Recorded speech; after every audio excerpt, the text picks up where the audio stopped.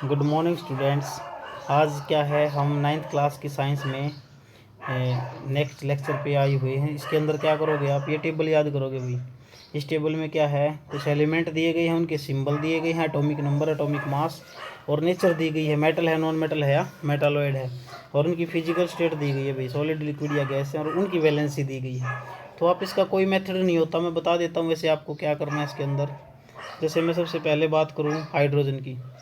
You know very well hydrogen have one atomic number, और atomic number इसका one है, atomic mass भी one ही होता है हाइड्रोजन का, और ये नॉन मेटल होती है भाई। और हाइड्रोजन इज अ गैस, और इसकी वैलेंसी कितनी है, एक इलेक्ट्रॉन, एटॉमिक नंबर है तो लास्ट सेल में एक इलेक्ट्रॉन आया, तो इसका एटॉमिक नंबर हमारा एक है, तो यानी वैलेंसी भी एक होगी। सेकंड में बताऊँ आपको, बता चुका हूँ बच्चों मैं आपको ये वैसे सारी चीज़ें। मैं आपको सेकंड की बजाय देखो इसमें बताता हूँ, चलो ये बोरोन, ये कार्बन बताता हूँ। कार्बन अभी मैंने उसके अंदर कार्बन क्या है, 6 होता है, 6 एटॉमिक नंबर, 12 इसका एटॉमिक मास, और उसके बेस पे करोगे आप इसमें तो यहाँ पे पता लगेगा आपको। तो यहाँ पे कार्बन के केस में क्या होगा भाई, कार्बन में देखो आप, कार्बन क्या है, नॉन मेटल है। एटॉमिक नंबर कितना है कार्बन का, कार्बन का एटॉमिक नंबर 6 है, तो आप लिखोगे 6 एटॉमिक नंबर, एटॉमिक मास 12 होता है। कार्बन एक नॉन मेटल होती है, और कार्बन क्या होती है, सॉलिड लिक्विड गैस में से बताओ भाई। कार्बन क्या होती है, नॉन मेटल है, सॉलिड है, एटॉम, और इसकी वैलेंसी कितनी है, पहले में 2 आएंगे, दूसरे में 4 आएंगे, तो वैलेंसी 4 है इसकी। तो आप कर लेना इस टेबल को याद कंप्लीट को। फिर आपको ये फार्मूले लर्न करने हैं भाई, कुछ फंडामेंटल पार्टिकल हैं हमारे पास। ये एटम है बच्चों, इस एटम के अंदर न्यूक्लियस होता था, न्यूक्लियस में क्या है, प्रोटॉन होते थे, न्यूट्रॉन होते थे, इसके चारों तरफ इलेक्ट्रॉन चक्कर काटते थे, ठीक है। तो मास ऑफ इलेक्ट्रॉन कितना है, याद करो, मास ऑफ इलेक्ट्रॉन कितना है, 9.1 into 10⁻³ kilogram. Mass of proton कितना है, 1.672 into 10⁻27 kilogram. Mass of electron कितना है, 1.675 into 10⁻27 kilogram. Charge on electron कितना होता है, -1.6 into 10⁻19 coulomb. Charge of proton कितना होता है, बस प्लस का साइन आ जाएगा यहाँ पे। और चार्ज बाई मास रेशियो क्या होता है इलेक्ट्रॉन का, आप निकाल सकते हो इलेक्ट्रॉन का charge by mass ratio.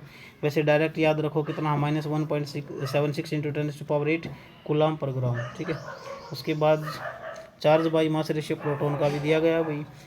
Mass number को ए से डिनोट किया जाता है, मैंने बताया था। एक्स सिंबल मेरा एलिमेंट का होता है।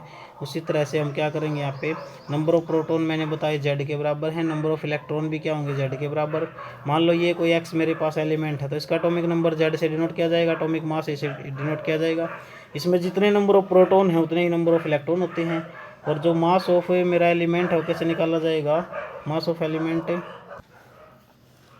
तो मैंने आपको बता चुका हूँ मैं पहले सारी चीज़ें। जो मास ऑफ एलिमेंट होता है नंबर ऑफ न्यूट्रॉन पे डिपेंड करता है, एक तो किस पे, नंबर ऑफ न्यूट्रॉन निकाल लो, उसमें कितने हैं, नंबर ऑफ प्रोटॉन निकाल लो, तो मास आ जाएगा। जैसे मैं एक एग्जांपल देता हूँ आपको, एक्स मेरे पास कोई एलिमेंट है, और एक्स की जगह पे मैंने मान लिया भाई यहाँ पे सोडियम है, ठीक है।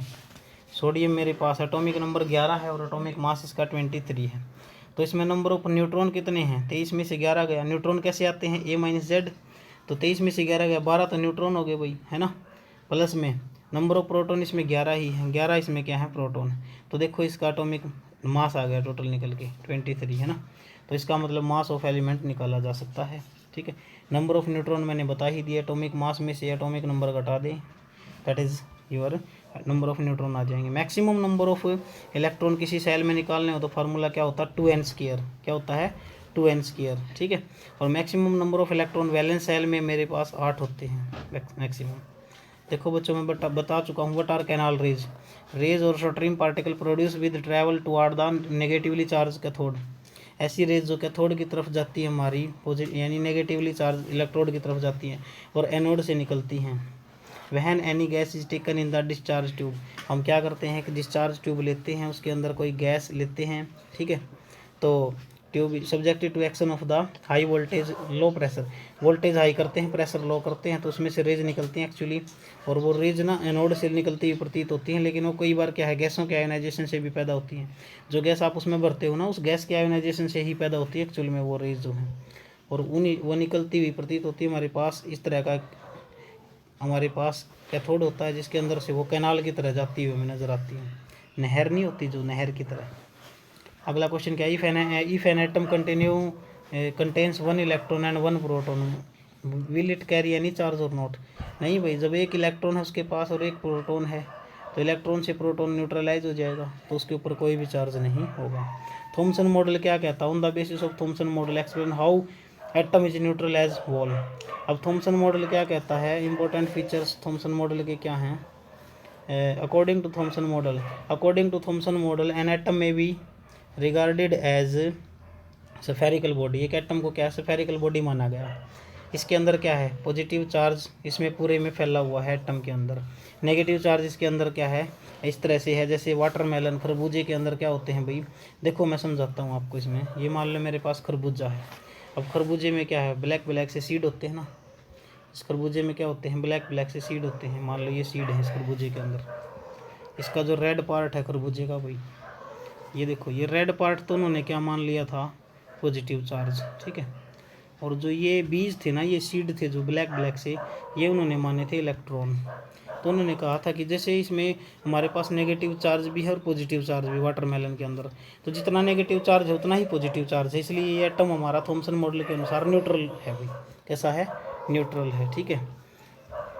इसको वाटरमेलन मॉडल भी कहते हैं भाई, ठीक है, क्योंकि एटम हमारा इलेक्ट्रिकली न्यूट्रल हो गया। लेकिन ये मॉडल जल्दी ही हमारा फेल हो गया, क्योंकि इसने क्या है, पूरा का पूरा प्रोसेस स्कैटरिंग एक्सपेरिमेंट के बारे में कुछ नहीं बताया, ठीक है।